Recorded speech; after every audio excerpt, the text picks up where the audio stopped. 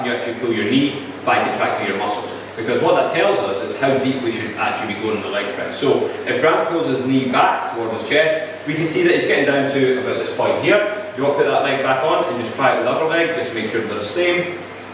Roughly about the same, maybe a little bit more on that side actually. Now, Grant's got his feet pretty narrow in this. The other thing you can do is if your range isn't great in that position, we can just take a right. If we do this, is because if you go beyond your active range, you go into a passive range, so just drop down, Grant, just go all the way down, all the way down. We'll start to see that your hips will start to lift off the seat, your spine will go into a bit of flexion, your heels will start to lift off the pad, and for some people, that'll be enough to cause an injury, especially under heavy load.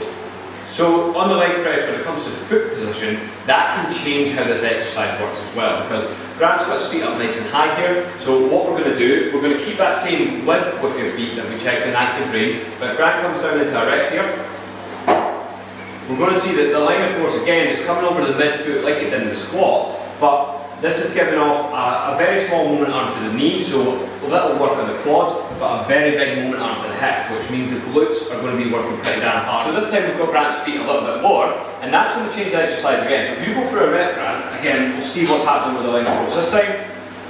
And we can see, if you just stop at the bottom there for me, Grant, we can see that there's a bigger moment arm to the knee this time, which means more torque demand on the quads. Now, this can change a little bit depending on where Grant pushes into the pad. So if Grant pushes his hips into the pad, then we can see that that is just going to be a bit more quads involved there. But if he's pushing his upper back into the pad, that would change this line of force. And again, it would take it off the knees from there. So depending on what kind of challenge you want to create, you can create more or less of a quad challenge, or more or less of a hip challenge, depending on where you push back through here and where you put your feet on the inside. One mistake that I always see in the leg press is people going into what's called balance. So basically their knees coming inwards as they're going through the movement. Now there's a simple fix for this. If you find yourself doing it, all you need to do is just intentionally push a little bit extra weight through the outside of the feet, so push a little bit extra force through there, and that should just keep your knees in line nicely.